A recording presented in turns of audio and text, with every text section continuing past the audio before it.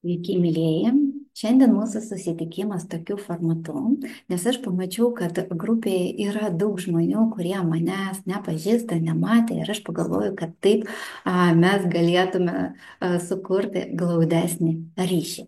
Na ir šiandien toksai teorinis pas mūsų susitikimas ir aš norėsiu su jumis aptarti vieną schemą, pagal kurią mes dirbsime šitame kurse. Na ir aišku, mes kalbėsime apie sielos troškimus ir apie tai, kaip pradėti gyventi harmonijoje su tuo, ką visata mums paruošė. Nes kiekvienas iš mūsų turi unikalią misiją prieš Kūrėją, prieš žmonės, prieš save. Ir šiai misijai atlikti mums duoti visi reikalingi įrankiai.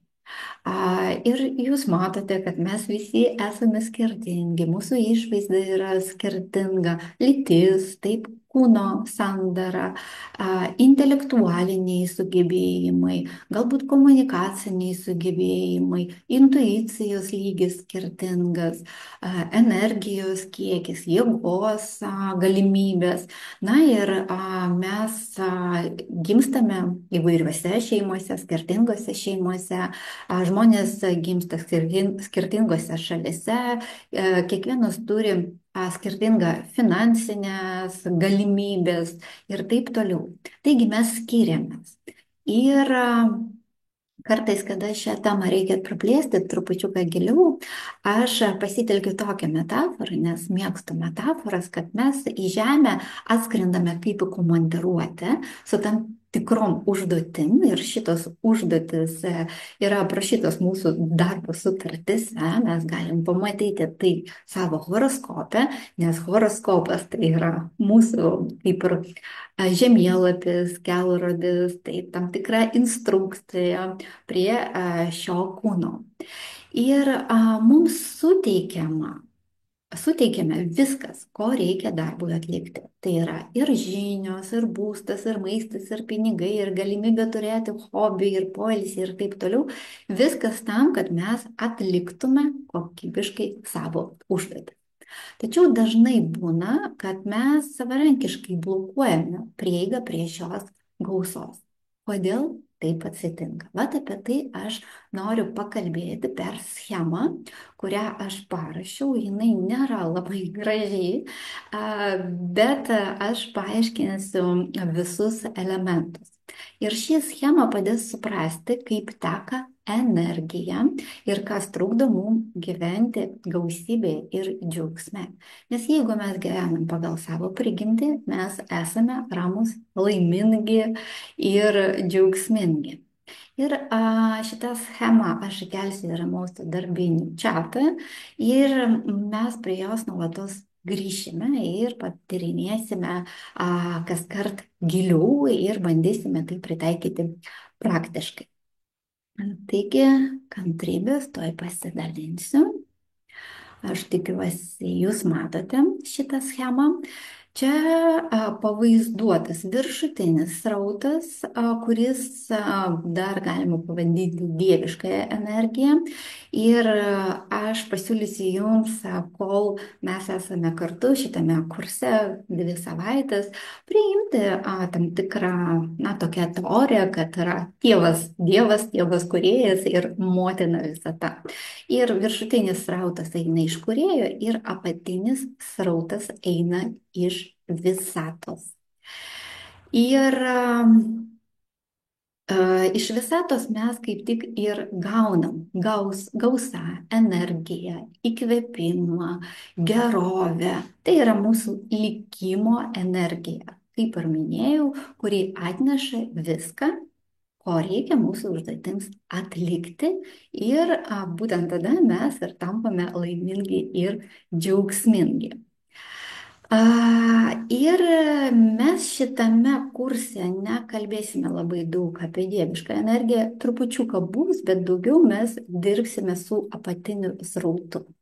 Ir jūs matote, kad aš pavaizdavau, kad apatinis srautas, aš norėjau pavaizduoti, jis yra gausus, čia yra daug energijos, galbūt reikėjo tų linijų daugiau, bet įsivaizduojam, kad jau čia taip pavaizduoti ir šitas srautas, jis tikrai yra milžiniškas, gausus ir jis gali atnešti į mūsų gyvenimą viską, ko mums reikia.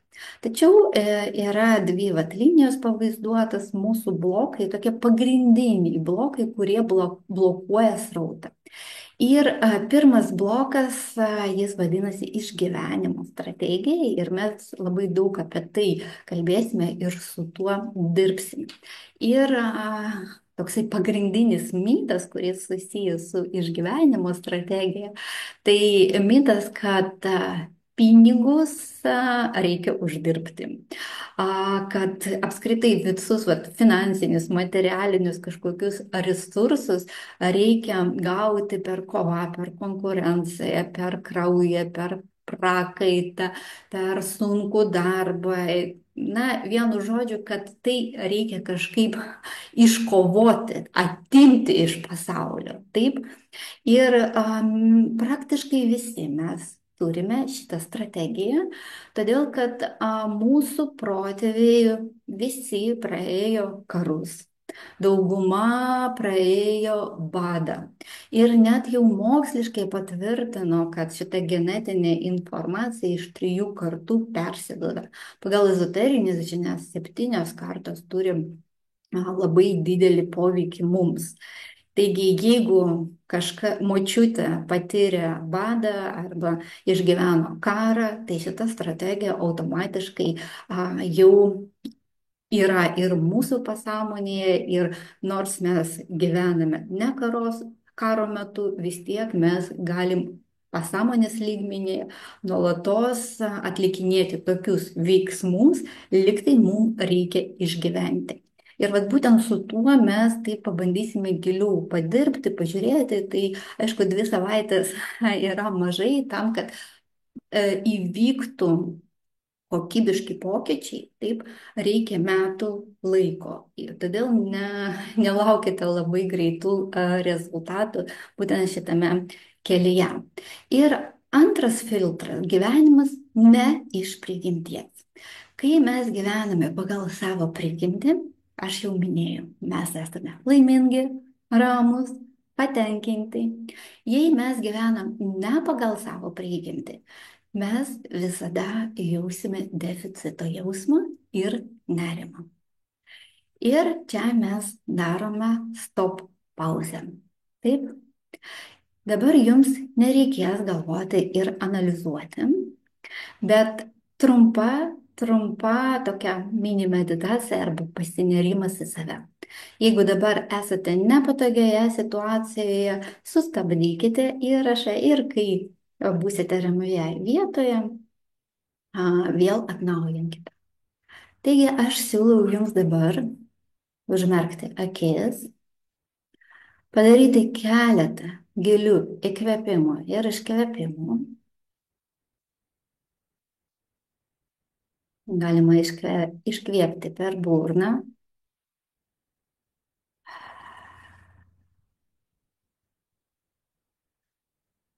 Ir tegul prieš jūs atsiveria vidinis ekranas.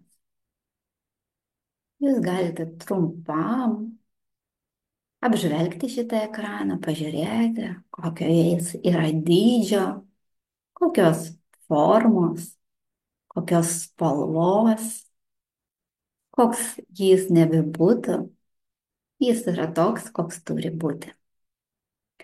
Ir dabar pasakykite savo, aš noriu pamatyti realią situaciją.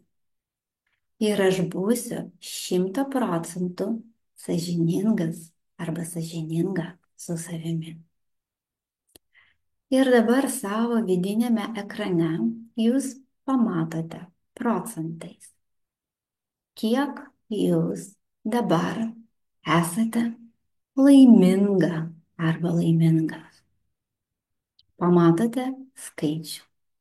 Tiesiog įsimenate. Dabar šitas skaičius dingsta ir ekranas yra švarus. Dabar vidinėme ekrane jūs pamatote procentais, kiek jūs esate ramus arba rami dėl savo ateities. Įsimenate šitą skaičių, ekranas vėl tampa švarus, įkvėpimas, iškvėpimas.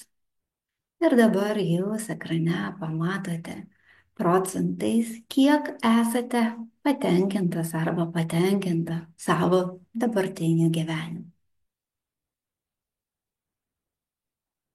Mhm.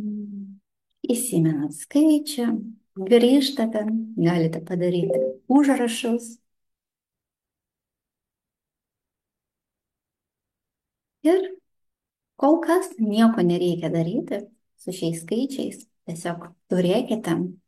Aš jau rašiau, kad sąžiningumas su savimi tai būtent tai, kas leidžia daryti realius pokyčius. O mes grįžtame prie temos, antras blokas, kai užsiimame ne savo veiklą, tai net ne profesijoje. Taip, nes galbūt apskritai gyvenime kažkas yra labai geras organizatorius. Jis gali organizuoti savo draugus, ten, kaimynus, kitus žmonės, bet jis šitas savybės slopina dėl tam tikrų priežasčių. Taip ir visada atsisako būtent šitos rolės. Kai net suteikiama galimybė kažką organizuoti, jis to nedaro ir gyvena ne pagal savo prigimtį.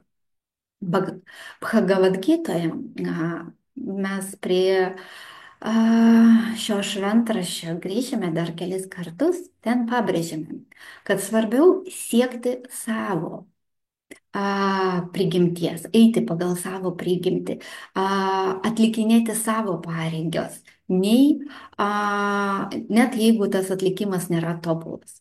Neigu neprikaištingai vykdyti svetimas pareigas. Ten taip ir parašyta, kad daug geriau atlikti savo pareigas, nors ir netobulai, nei neprikaištingai atlikti svetimas. Geriau sutikti mirti vykdant savo pareigą, nei bandyti vykdyti kito žmogaus kelią, nes eiti kito keliu yra pavojinga. Ir yra dar viena tokia, kaip ir žinutė, aš pati išverčiau, gal ne taip jau tobulai, bet geriau vykdyti savo pareigas, nors ir netobulai,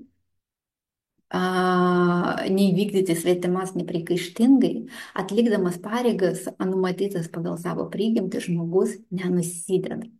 Taigi labai svarbu gyventi pagal savo prigimtį. Tam, kad suprasti savo prigimtį, yra įvairios technikos, yra metodikos, yra,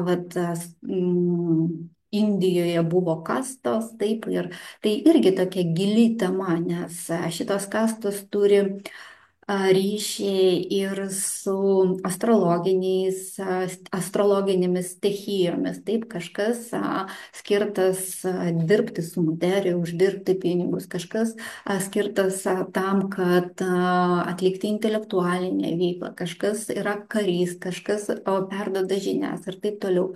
Horoskopas labai gerai visą tai parodo ir ten galima šitą informaciją rasti, iššifruoti. Mes šitame kurse daugiau dirbsime su pirmu bloku, kuris vadinasi išgyvenimo būtent strategija. Taip ir bandysime šitą bloką atpalaiduoti. Taigi, čia aš sustoju. Nesustoju. Aš dar apie pilką rutulį nepakalbėjau, bet mes prie to irgi grįšime. Taigi, kai šitas srautas, apatinis srautas, jis blokuojamas iš pradžių viena strategija, po to, jeigu žmogus jau gyvena ne pagal savo prigimtį, toliau blokuojamas. Ir šitas pilkas rutulys, ne rutulys, bet tai yra žmogaus gyvenimas, pats žmogus, viskas, kas ateina į jo gyvenimą, tam, kad jis galėtų atlikti savo pareigas ir užduotis. Ir tada jis užpildytas yra nepilnai. Jis yra užpildytas nepilnai, bet aš čia nupiešiau liniją, taip, pavyzdžiui, iki pusės. Na, čia yra labai geras variantas, tai, kas atėjo pagal likimą. Ir tada čia lieka tušti vieta ir mes jaučiam deficito jausmą. Ir norim šitą deficito jausmą užpildyti per dopingus. Mes apie tai dar kalbėsim. Ir šitie dopingai gali būti labai įvairūs. Ir maistas, ir kava, narkotikai, TV, pramogos, malonumai, šopingas, pinigai, seksas ir taip toliau. Bet esminis skirtumas, kad viskas, kas ateina pagal likimą, atneša mums laimę ir ramybę. Suteikia džiaugsmą ir mes nebijome to prarasti.